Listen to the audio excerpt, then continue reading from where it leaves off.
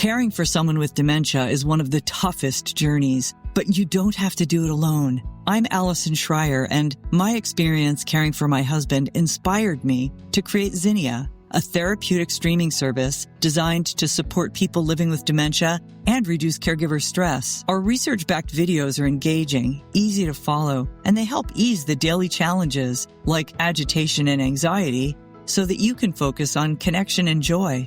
Available by subscription on mobile and TV apps, Zinnia makes every day a little bit easier. Go to zinniatv.com and sign up for a free trial today. Use the code RESOURCE for 15% off an annual Zinnia subscription.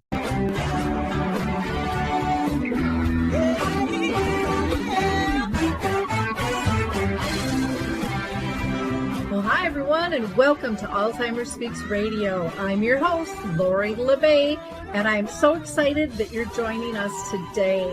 We are going to have a fascinating conversation, as usual, as we learn from people all around the world at all ages and stages of life.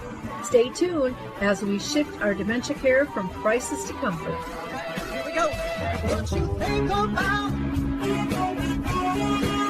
you will bring about dementia change. We will. Well, hi, everyone. I'm Lori LeBay, your host today on Alzheimer Speaks. And today we're going to have a great conversation because we're going to be talking about Dementia Friendly America, often referred to as DFA. And they're creating of communities where people can live with dementia as well as their care partners freely and engaging and really thrive and connect. And once again, feel purposeful and heard and accepted. So I can't wait to have this conversation with Mary Eck, who is the director of Dementia Friendly America. But first, before I introduce you to her, I always like to encourage people to visit alzheimerspeaks.com, go to our free educational resource tab, and, explore. Nothing's going to cost you a penny there. And we've been curating stuff since 2009. So you'll see a wide variety. Also check out our sister company, Dementia Map, where you can find all kinds of resources around the world there. We are growing that slowly. So if you are interested in being part of that, reach out to me at Lori, Lori, at alzheimerspeaks.com. Or there's a tab right on the front where you can sign up. We have both free and paid plans. So please take advantage of that. We want to make sure that we are connecting people to the services, products, and tools that they deserve. So with no further ado, let's go ahead and introduce you to Mary. Well, Mary, since we're having tech issues and we've gone from your computer to your phone, just in case people are wondering, it's the full moon. So if dementia teaches us anything, it's how to adapt. So I'm going to try again and have you introduce yourself, if you don't mind. Thanks, Lori. And sorry about those technical issues. I am grateful to be here. And as I may have mentioned, if it was recorded already, Lori has been a great champion of Dementia Friendly America. I have the privilege of being the director of Dementia Friendly America. I began this work in 2011 in Minnesota with Act on Alzheimer's. And Act on Alzheimer's is the statewide model that was created in Minnesota, looking at sustaining caregivers, creating dementia-friendly communities, raising awareness about dementia, looking at diagnosis and treatment, and then the economics of Alzheimer's. And so being part of that work in 2011 and watching particularly the community effort expand throughout Minnesota was a great privilege. And we were recognized then at the White House Conference on Aging in 2015 as a national effort. And that's when Dementia Friendly America was born. And at that time, US Aging stepped up to serve as the administrators of Dementia Friendly America. And so now I support US Aging in being the administrators of Dementia Friendly America, and I've been the director at the national level for the past 3 years. Wonderful. Now, have you personally been touched by dementia in your own family or circle of friends? People are always curious about that. Yes, absolutely. And my grandmother, I was a caregiver for my grandmother when I was in high school. Although I don't think we called it caregiving, I was just being a granddaughter and taking care of my grandmother, who at the time they were saying was having mini strokes, and they used senility. So we didn't say dementia, we didn't say Alzheimer's, but now looking back, that's exactly what it was. And I would care for her every day after school, until my aunt came home to care for her, um, and she was near and dear to me. And since then, both of my in-laws lived with dementia until they passed in the past couple of years. So very close to home, neighbors, friends, um, as most people probably listening to this call have been touched by Alzheimer's in some way. Yeah, it's kind of interesting when I speak. Sometimes I'll ask like 6 questions to the group, and I'll have everybody standing and asking them, as a parent, mom, dad, aunt, uncle, all of those types of things. And I can have a group of 1,000 people, and at the end there might be 7 people left standing who have not been touched. I mean, and people are just shocked at that because they don't talk about it. It's not shared as openly. I mean, we've come leaps and bounds, but we still need to go further, and get this conversation known a little bit more. Why don't you explain about the Dementia Friendly America movement? What exactly is it, and how can people get involved in it? Well, the Dementia Friendly America movement is exactly that. It began, we say it began as an initiative, but given the level of engagement, we now believe we have fully moved into being a movement of people who are creating communities where people living with dementia and their care partners can live, engage, and thrive. And Dementia Friendly America provides resources for communities to make their communities dementia friendly with, sector guides that can guide a sector through practices and some adaptations they can make to make their sector dementia friendly. We have a toolkit, a dementia-friendly toolkit, and it walks through a whole community process for implementing dementia-friendly efforts. We also have a new partnership with the Memory Café Alliance, and so we host the directory and the curriculum for memory cafes on our website. Um, we have a new partnership with Giving Voice Network, and that's a directory and curriculum for dementia-friendly choirs. And and then we also have a huge piece of our work is our Dementia Friends program. And that's an opportunity where individuals can become a dementia friend, and by attending a session where they learn how to recognize the signs of dementia, communication tips around dementia, and how to respond in a compassionate and supportive way to people living with dementia. And then they commit to taking action as a dementia friend, whether that's encouraging others to become dementia friends, helping a neighbor, volunteering at a memory cafe. So we have a number of different components under the DFA umbrella that support the efforts at the community level. That's a lot of stuff. And, it just makes me smile when I hear about, the sectors and the kits to support that are out there. Memory cafes are really near and dear to my heart. And Giving Voice Choirs, another Minnesota thing, that's here with McPhail. In fact, I just did a show with them this morning. And and then the Dementia Friends programming. So there's lots of different ways that people can get involved and be part. But let's dig a little deeper. When you talk about kind of a multi-sector approach, what does that actually mean? What's a sector? How do you define a sector? Well, it's, I think of it often when people say, it takes a village to raise a child. Well, it takes a village to support people living with dementia and their care partners. And we know that over 80% of people living with dementia remain in their homes with a caregiver.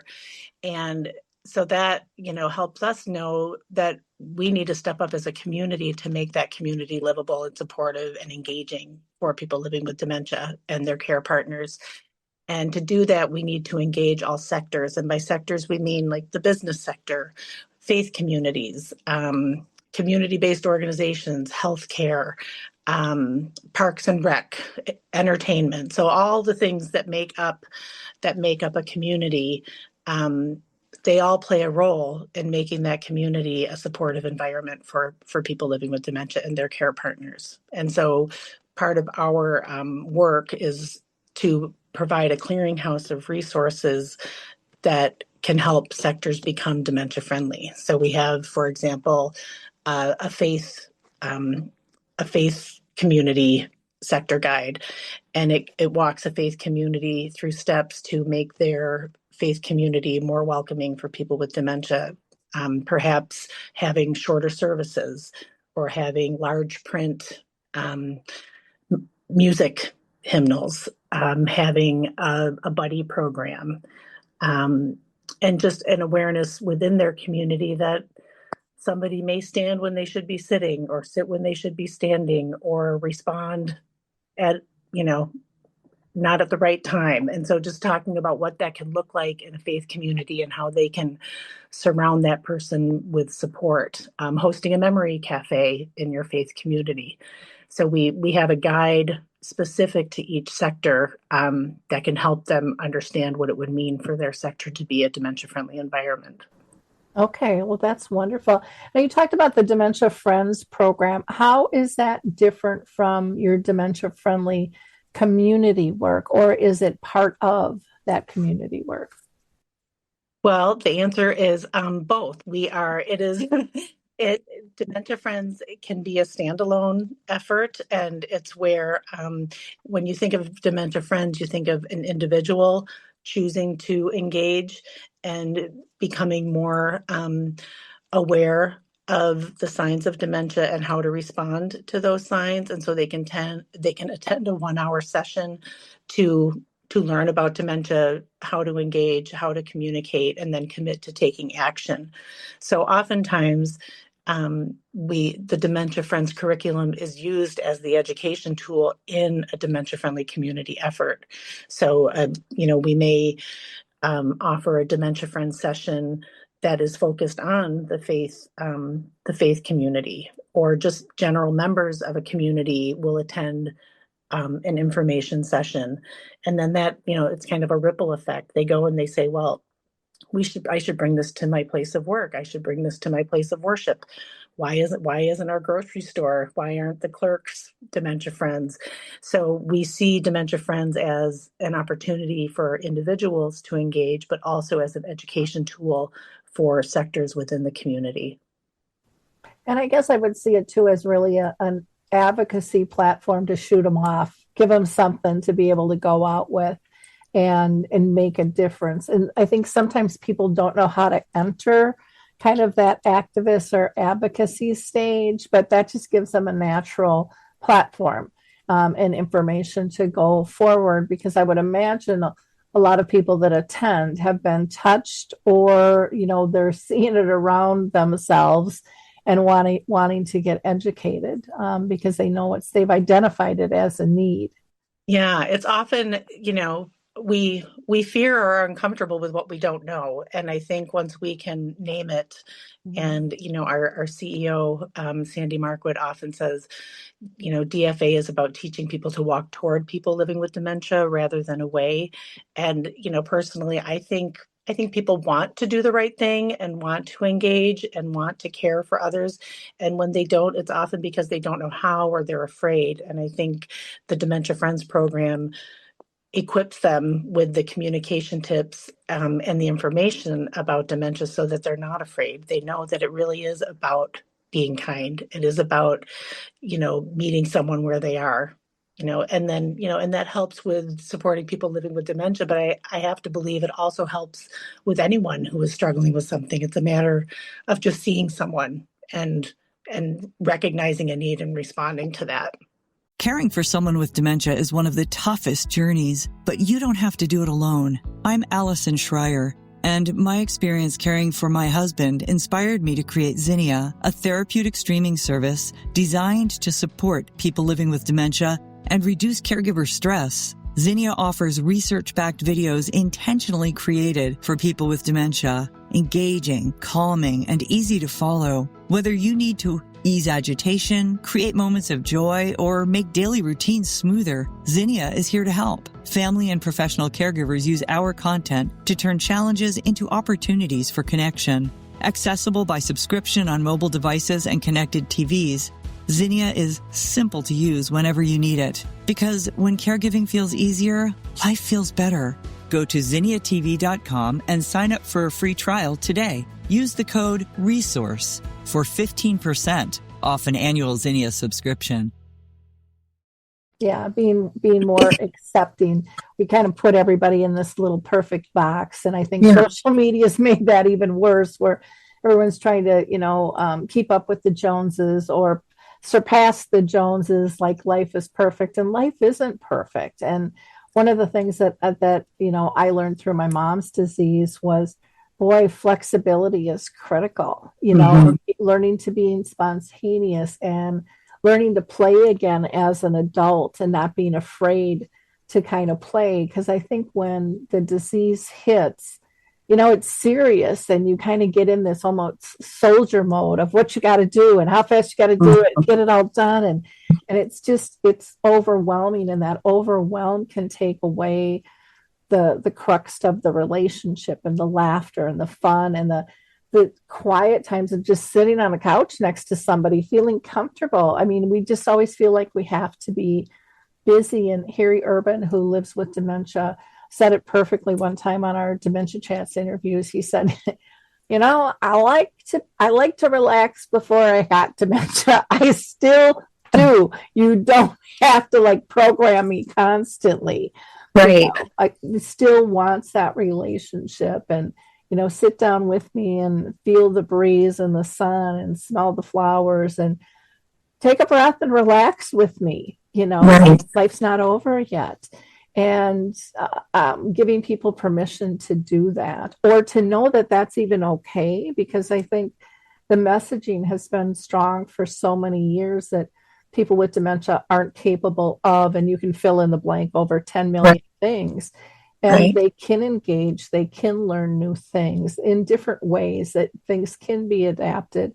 And we're seeing more and more of that. And we're seeing, what I love about the movement itself is that we're seeing so many people get creative and come at it with different approaches, from, if it's the memory cafes or the Giving Voice Choir or the Dementia Friendly Libraries, or, whatever it might be. There's so many cool things, or the Boy Scouts and the Girl Scouts doing projects to help their grandma and grandpa and bringing that into a community base. I mean, it's absolutely endless, and all generations can participate in it.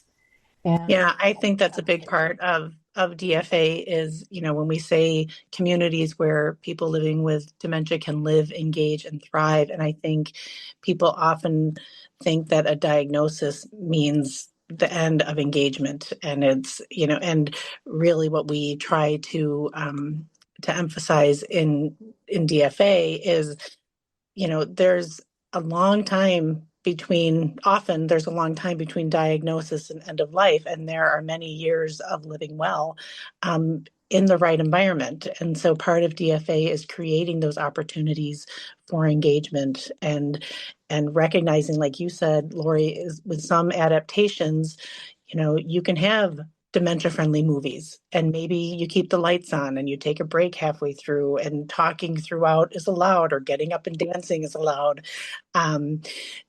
So all of those things, especially our memory cafes, an opportunity for people living with dementia and their loved ones to enjoy time together. It's not a respite and a drop off. It's a time to enjoy some fun with your loved one, whether it's listening, whether it's entertainment or doing a craft or making music together. And usually there's food, and it's a time just to build relationships and celebrate what you can do rather than what you might not be able to do as well anymore.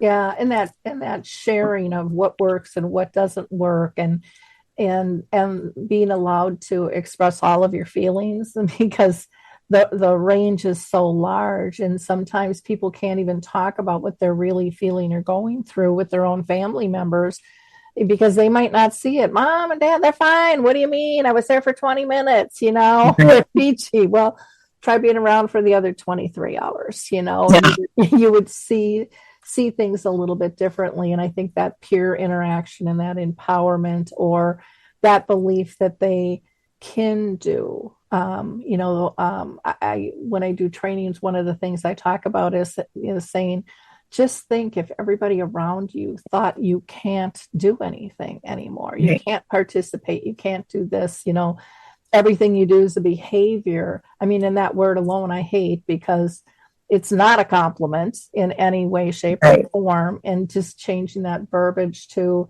it's a reaction, because maybe they can't communicate the way they used to. But, when you feel that everyone's looking at you like you don't belong and you don't fit in, then you start believing you don't belong and you don't fit in and you don't have value. And that would be a horrible way to have to live your life, So it's critically important, I think, on a mental health level for all sides to be able to flip the switch on this and get out of our heads and into our hearts in terms of what truly matters in a relationship, and really helping people recognize what you truly value in the long run in a relationship. And most of the time, it's not those big fancy things. It's very little subtle things like a giggle or holding hands or a kiss or a twinkle in the eye that connect us. It's not the big flashy stuff anymore. And I think it pulls us back into kind of getting out of our ego. And like I said, getting into kind of a soul essence of finding peacefulness within, no matter what it is. And dementia really teaches us to adapt. I mean, you're either going to go crazy or you're going to adapt. I mean, those are, to me, your choices. Right. And just being present and being seen, and just really living in the moment. And that moment can be, your loved one is thinking that they're a child. Well, be in that moment, and be a child with your loved one. And so it really calls you to be flexible and to just kind of follow their lead. Yeah, learn to play again, and spark that creativity and that connection and that imagination, and just that solace. And again, I think one of the things that is done so well is telling people there's joy in the moment. And how do you create it? Because you can't identify it and you can't create it if you're living in the past and grieving everything you've lost, or if you're projecting in the future of everything that could happen that may never happen.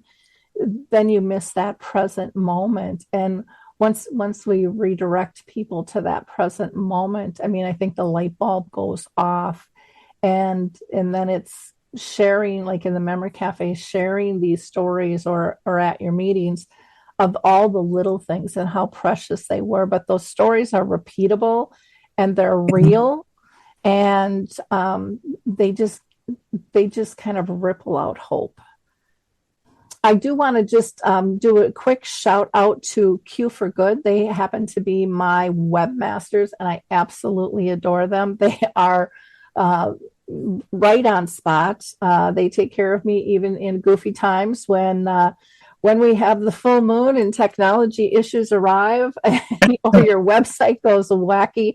I know they'll be on top of things in a timely manner and in an economical fashion. And that's not always easy to find, I have found over my years. Plus, they are a company that really likes to work with socially motivated organizations, which is really cool too. So if you're looking for somebody, check out Q for Good.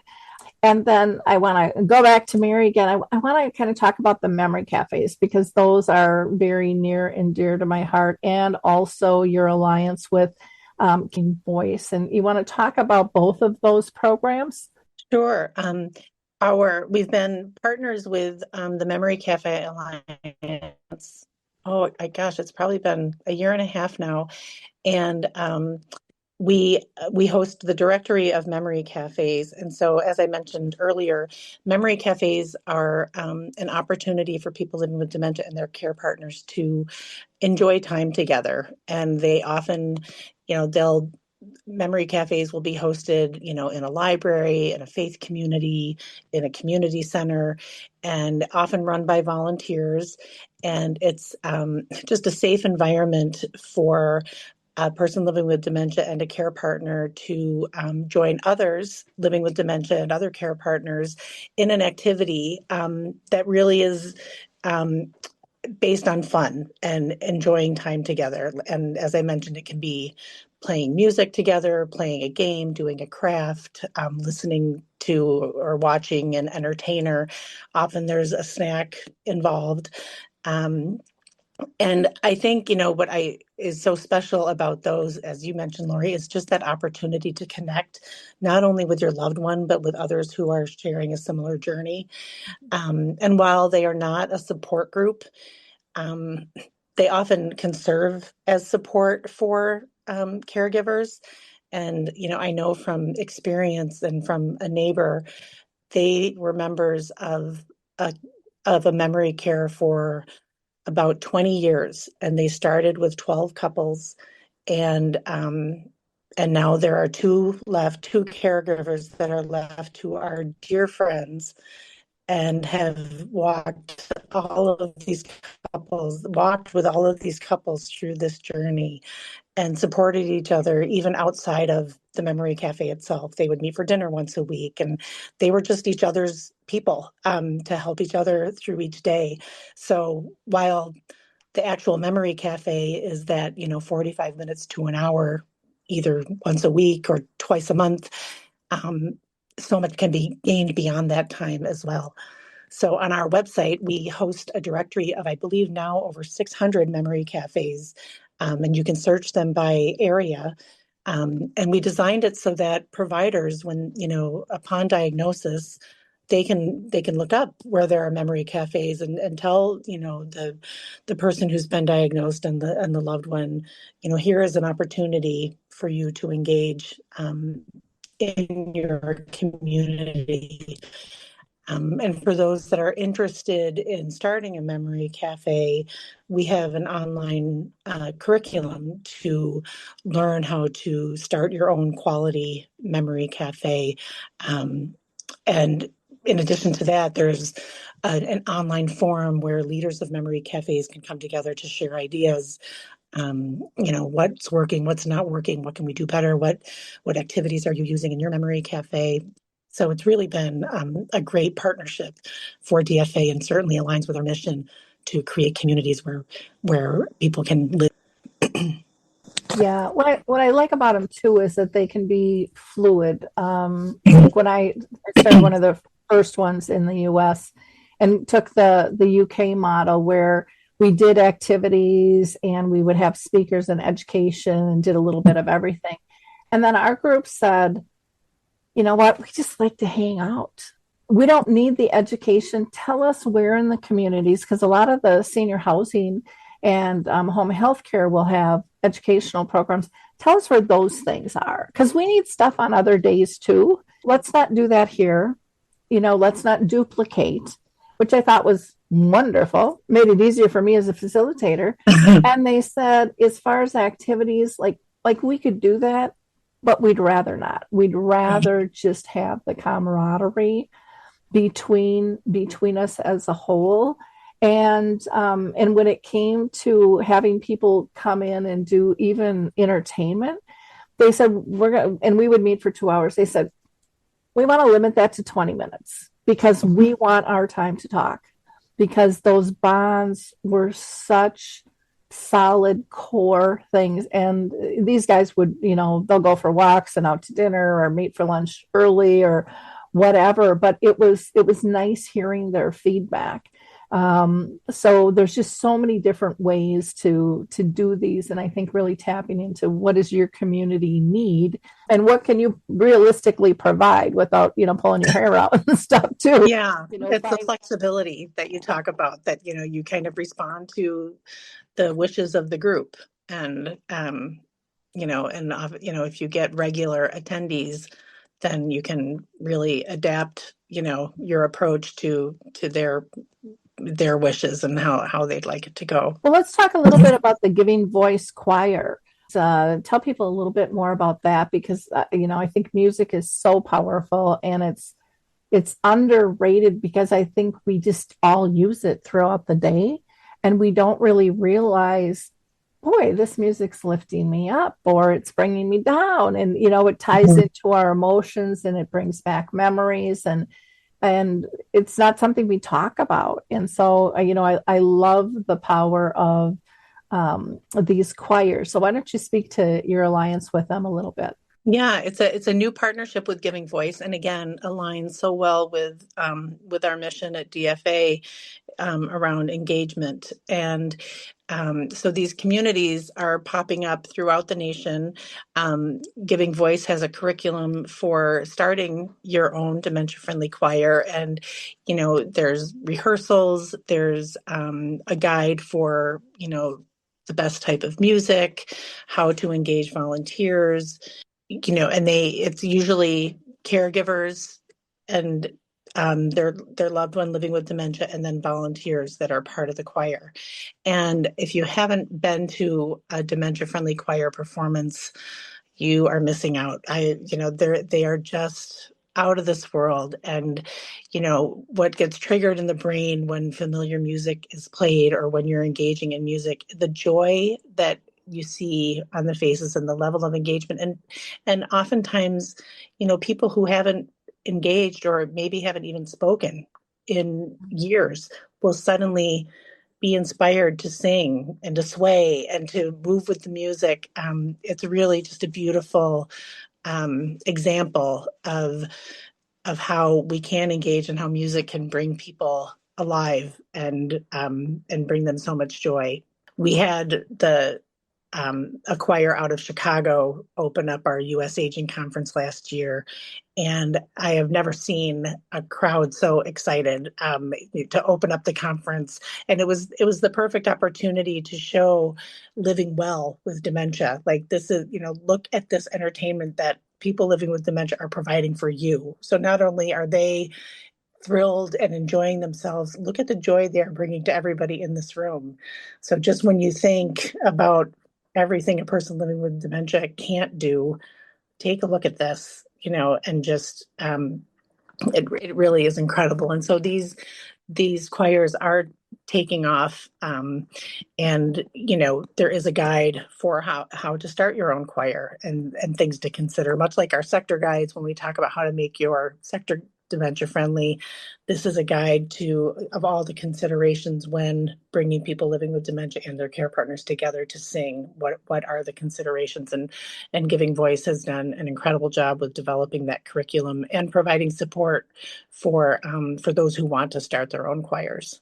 Caring for someone with dementia is one of the toughest journeys, but you don't have to do it alone. I'm Allison Schreier, and my experience caring for my husband inspired me to create Zinnia, a therapeutic streaming service designed to support people living with dementia and reduce caregiver stress. Zinnia offers research-backed videos intentionally created for people with dementia, engaging, calming, and easy to follow. Whether you need to ease agitation, create moments of joy, or make daily routines smoother, Zinnia is here to help. Family and professional caregivers use our content to turn challenges into opportunities for connection. Accessible by subscription on mobile devices and connected TVs, Zinnia is simple to use whenever you need it. Because when caregiving feels easier, life feels better. Go to zinniatv.com and sign up for a free trial today. Use the code RESOURCE for 15% off an annual Zinnia subscription. When I had McPhail, the Music Center on, and then Ebenezer, we were talking about, the benefits of it. And one of the things that came out was it gives family this sense of normality again, participating. And then when they do these events, like you said, the ripple effect of the joy, is just amazing. It's just energizing. I think here in Minnesota, and you probably know more than I do, but I think they filled the Ordway. I was there and it was amazing. It was Yes. Orchestra Hall, and the show was out of this world. I mean, it was just, there wasn't a dry eye in the place, and everybody was standing up and dancing. And I mean, it was like a professional concert. It was just incredible. Yeah. I wanted to mention that because sometimes people think it's just going to be this small little thing. And, and I'm sure they can be, but they can grow and really be something just monumental, especially when families and businesses and community buy in and support this and show up. The difference that makes for the people on stage too is huge. Families, because they feel heard and they feel seen, and so often that's not what families feel when they get this diagnosis. Right. It's critically important. Gosh, would you have some next steps at all? Like I'm curious, for one, do you ever see yourself partnering with libraries, in these dementia friendly kiosks things that they're doing and dementia friendly packets that they have for families?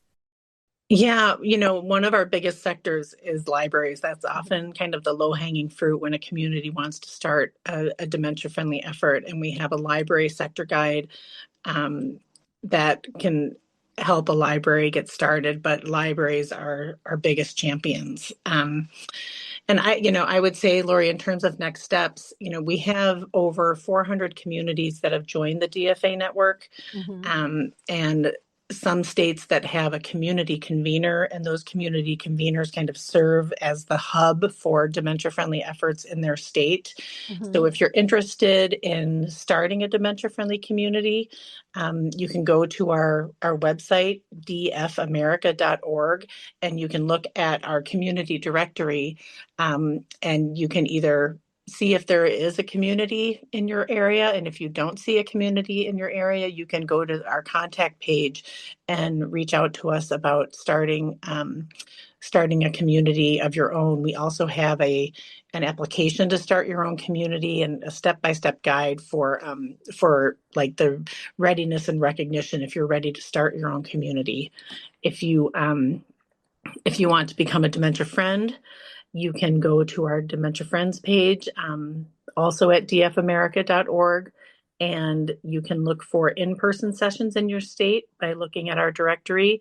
If you don't see an opportunity in your state, you can become a dementia friend online. We have one of our Minnesota champions, Colleen Fritsch, who is out of this world.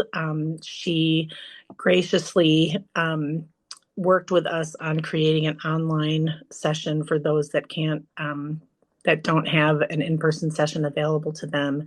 And you can become a dementia friend online, and you'll receive your certificate over email. So that's another way to engage. If you are hosting a memory cafe, please add your memory cafe to our directory. If you're interested in starting one, you can get all of that information on our website as well. So there really are a number of ways to engage if you haven't already. It's very exciting. Now, one of the concerns that I hear from people all the time is fraud and scams and things like that. Is there an actual movement or a true partnership with any of our banking systems or credit card, servers that are really on this? It's just, I have a neighbor, for example, and I think she's on everybody's list in the world. And the panic and the stress and, the running to the bank. And again, I know a lot of it is scammers and it's not banks directly, but a lot of times they're getting the person running in a panic that was talking to someone who's not associated with the bank, but is saying that they are, or the credit card company, in terms of how they handle that. Because I've gone with her and I've seen very compassionate, very kind responses and redirections and assurances, and I've seen really cold-hearted, no, you're fine, get out of here. Yeah. Responses. Yeah, it is. It is a tough one, and everyone is hit with those, but particularly older adults and adults with disabilities. I know that U.S. Aging has had some webinars around fraud, and I think you can go to get some more information on that by going to the Elder Care Locator, and they can probably point you to some resources for that. But our part of our banking sector guide is teaching banks how to recognize fraud within within a bank, like unusual withdrawals or repeat withdrawals, but that's not so much scams. It could be fraud, with a friend or a loved one, unfortunately. But I know that there have been a number of webinars out there around fraud prevention and scams. Yeah. It's unfortunate that that's something that we have to be aware of, but it certainly is out there. Yeah, and at all ages and stages, from the email phishing. Oh yeah, everyone has to be careful. Yeah, there is one company that I will mention called Careful. That's an app that you can purchase that will monitor credit cards and banking, and it identifies things before they blow up. And because I know so many times families don't see it until it really bursts the bubble. And but it's one of those things, I guess, that, and even doctors and clinicians, I know everyone's trying to get in there and work with them. There's a lot more, in my opinion, uneducated than educated staff in those fields when it comes to dealing with this population, and how to do that in a dignified fashion. But I know everyone's stretched so thin. Yeah, we've come a long way, but we still have a ways to go. There still is much we need to do around reducing stigma, raising awareness, improving education opportunities for the healthcare workforce. We are making strides, but still have a ways to go. Yeah. Want to keep God's word with you wherever you go? The King James Bible Study KJV app by Salem Media makes it easy to read, study, share, and pray daily with the timeless KJV translation. Enjoy features like offline access, audio Bible listening, smart search, and tools to highlight, bookmark, and take notes, all designed to keep your Bible study simple and organized. Best of all, it's free to download in the Google Play Store. Grow in your faith every day. Search for King James Bible Study KJV and download the app today. Well, you can't do it all. I'm just, like I said, my mom lived with dementia for 30 years. So, I saw it all through that. And she's been gone, 12 years now. But now I'm dealing with someone else, and I'm all in that healthcare sector and the housing sector and the community sector again. And it's kind of amazing how in some areas, I think, due to COVID and due to staffing, we've lost some footage in certain areas as well. And so I can't say enough how critically important your movement is, and encourage people to get involved with it, because it'll never be enough, because there's always going to be new people coming in and entering this program and this diagnosis and trying to maneuver it. So the more compassionate and understanding and educated we can all be, the better off. Every day it gives me hope when I see a new community join. We have almost 250,000 dementia friends, and so even through COVID, through government shutdowns, through everything, the movement continues to grow and expand, and the engagement is there, and it really, we are so grateful to the people on the ground doing the work. They are supporting the work at the national level and using our resources, enhancing our resource, adding to our resource, our library of resources. So it really is a movement, and it's a privilege to be able to call it that and to have watched the progression from this small initiative to this national movement that is thriving. Yep, exactly. One thing I want to mention real quickly is I got a newsletter of yours, and I would encourage people to sign up for that.